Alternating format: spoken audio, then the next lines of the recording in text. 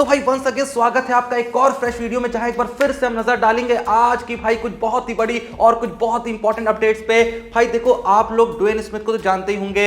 हाँ, वही Dwayne Smith जो एक वक्त पे मुंबई इंडियंस के लिए ओपनिंग कर चुके हैं और उसके बाद वो चेन्नई सुपर किंग्स के लिए भी ओपनिंग कर चुके हैं। तो कल के दिन भाई इन्हीं ड्वेन स्मिथ ने MS धोनी को पूरे तरीके से एक्सपोज करके रख दिया। जैसा कि आप जानते हैं कि MS धोनी को लेकर ये बातें चलती है कि बिल्कुल भी गुस्सा नहीं करते, एकदम ठंडे रहते हैं, एकदम शांत रहते हैं, इसीलिए उनको कैप्टन कूल कहा जाता है। तो कल के दिन ड्वेन स्मिथ ने एक पॉडकास्ट के दौरान इस बात को रिवील करा कि मैंने खुद MS धोनी को सिर्फ एक बार गुस्सा होते हुए देखा है और जब वो गुस्सा होते हैं तो ऐसा होते हैं कि हर कोई चौंक जाता है। ड्वेन स्मिथ साल 2014 के एक इंसिडेंट को शेयर करते हुए कहते हैं कि चैंपियंस लीग T20 2014 के दौरान MS धोनी ने हैदराबाद के एक होटल से चेकआउट कर लिया था क्योंकि होटल स्टाफ ने अंबाती रायडू की घर की बनी बिरयानी को अंदर डिलीवर करने से मना कर दिया। होटल स्टाफ ने पूरा का पूरा खाना रोक दिया। ये उन रेयर मोमेंट्स में से एक था जब मैंने धोनी को गुस्से में देखा। वो उसके बाद किसी और होटल में शिफ्ट हो गए। मैं यहां पर बता दूं कि जिस साल 2014 की बात हो रही है, उस साल 2014 में अंबाती रायडू जो थे वो CSK के पार्ट नहीं थे, मुंबई इंडियंस के लिए खेला करते थे, लेकिन चैंपियंस लीग T20 में कभी 3 कभी 4 IPL टीमें खेला करती थी। तो उस वक्त पे जो पूरी की पूरी चेन्नई की टीम थी वो अंबाती रायडू के शहर में ही आई हुई थी।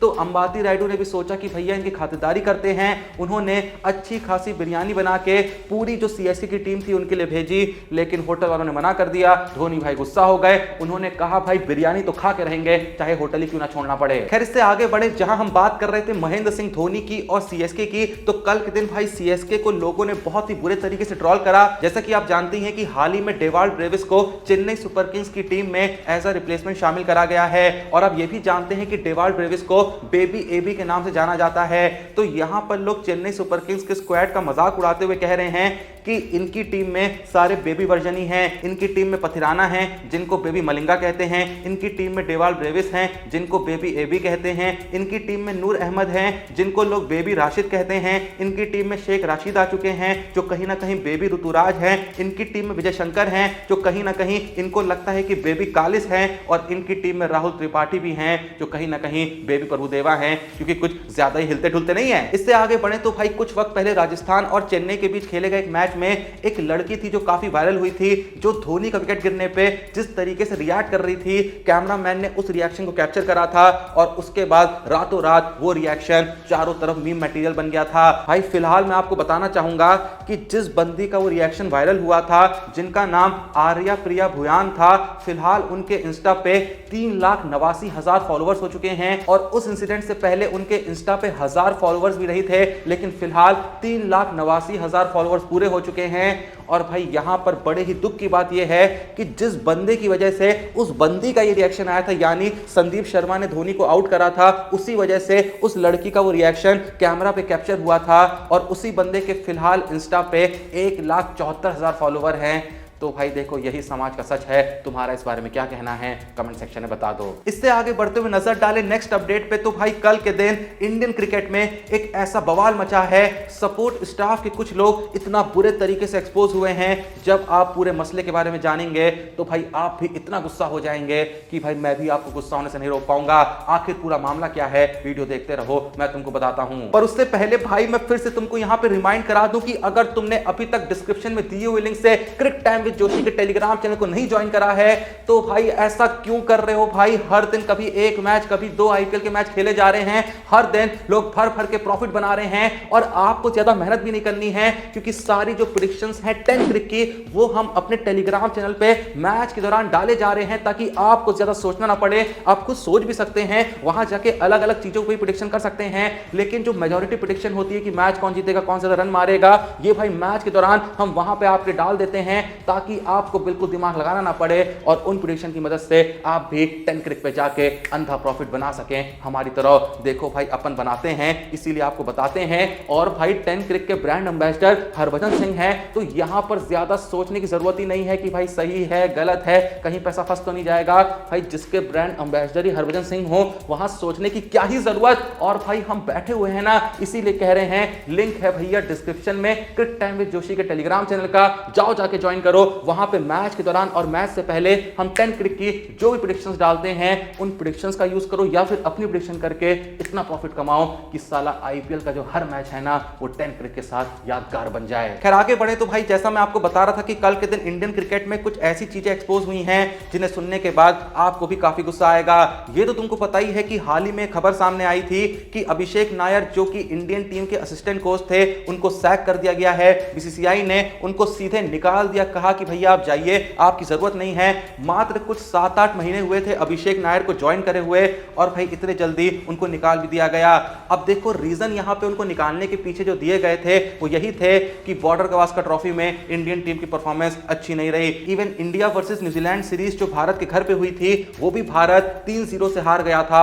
तो ऐसे में अभिषेक नायर ने अपना काम अच्छे से किया नहीं तो उनको टीम से बाहर कर दिया गया है, उनको उनकी पोजीशन से हटा दिया गया है। अब बहुत लोग का यहां पर यह भी कहना था कि अरे भाई हेड कोच गौतम गंभीर हैं, उनके साथ तो आप कुछ नहीं कर रहे हैं। टीम के कप्तान रोहित शर्मा हैं जो बल्ले से पूरे तरीके से फ्लॉप रहे, जो कप्तानी में इन सीरीज में पूरे तरीके से फ्लॉप रहे, आपने उनके खिलाफ कोई एक्शन नहीं लिया, आपने उनको टेस्ट की कैप्टनसी से हटाया नहीं। उस बेचारे असिस्टेंट कोच अभिषेक नायर की ही सारी गलती थी कि सिर्फ उसको तुमने निकाला। अब देखो भाई कल के दिन एक बहुत ही बड़ा खुलासा होता है कि सपोर्ट स्टाफ का कोई सीनियर मेंबर था जो अभिषेक नायर से खुश नहीं था, उसकी अभिषेक नायर से बन नहीं रही थी और उसने बीसीसीआई से यह कह दिया था कि अभिषेक नायर का कोचिंग स्टाफ में होना काउंटर प्रोडक्टिव है, यानी टीम की प्रोडक्टिविटी को उनका जो प्रेजेंस है, उनकी जो मौजूदगी है वो अफेक्ट कर रही है।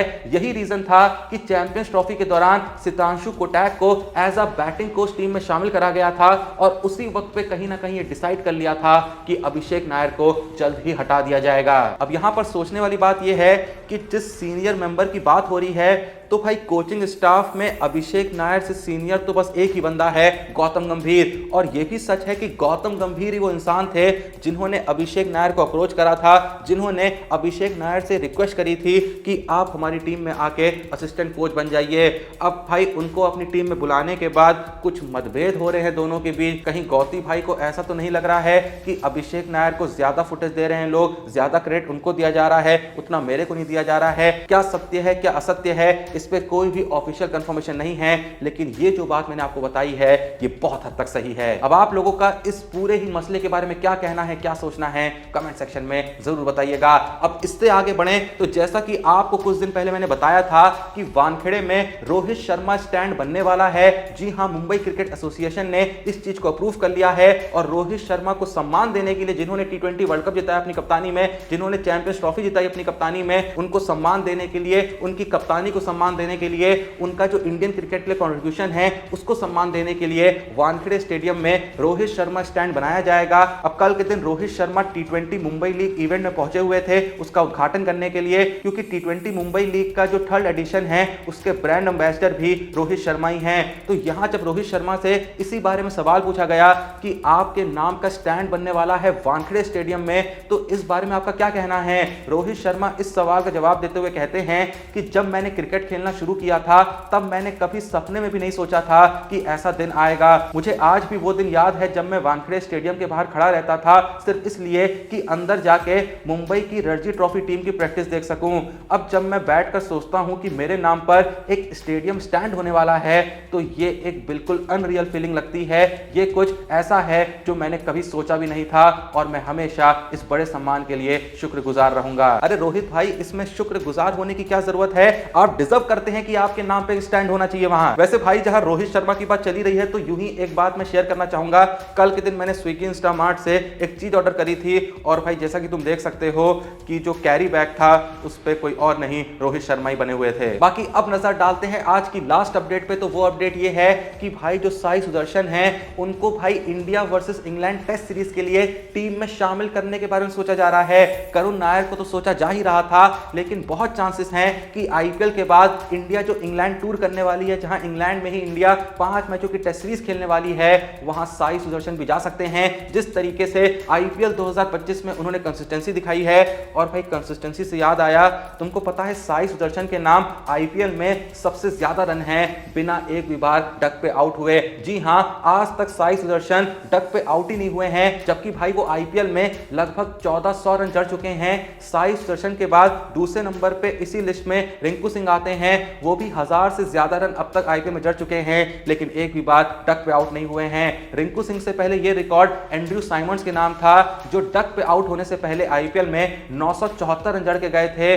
और भाई साइमंड्स के नीचे कैमरून ग्रीन आते हैं, जो ये सीजन तो नहीं खेल रहे हैं, लेकिन वो भी आईपीएल में 707 रन जड़ चुके थे, लेकिन आज तक डक पे आउट नहीं हुए थे। पर जैसा मैंने कहा कि इस पूरी लिस्ट को फिलहाल टॉप करते हैं साई सुदर्शन, जो लगभग 1400 रन जड़ चुके हैं, लेकिन आज तक डक पे आउट नहीं हुए हैं। और भाई डक पे आउट होना तो बात की बात है, बंदे की आईपीएल में जो एवरेज है लगभग 50 की है, हर सीजन में 50 की एवरेज रखते हुए वो रन पे रन मारे जाता है, कंसिस्टेंसी दिखाते जाता है। तो ऐसे में उनको ये तोहफा जल्द ही मिलने वाला है कि बंदा इंडिया की टेस्ट टीम का एक रेगुलर पार्ट बनने वाला है। क्या आप लोग को लगता है कि ये एक सही डिसीजन होगा? जो भी आपका सोचना है कमेंट सेक्शन में बता दीजिए। और याद से क्या, डिस्क्रिप्शन में दिए हुए लिंक से हमारे Telegram channel Cric Time with Joshi को ज्वाइन करके 10 क्रिक के साथ मिलकर आईपीएल 2025 के हर मैच में बहुत ही सिंपल और क्यूटी सी प्रेडिक्शन करके अंधा बड़ा प्रॉफिट बनाइए। एक बार जाइए, आप खुद कहेंगे कि सिर्फ इतनी सिंपल और फुद्दू सी चीज बता के भाई हजारों लाखों रुपए कमाए जा सकते हैं, बिल्कुल कमाए जा सकते हैं। एक बार जाओ, चेकआउट तो करो। बाकी वीडियो को लाइक करो, चैनल को सब्सक्राइब करो। मिलते हैं नेक्स्ट वीडियो में, तब तक के लिए जय हिंद, धन्यवाद।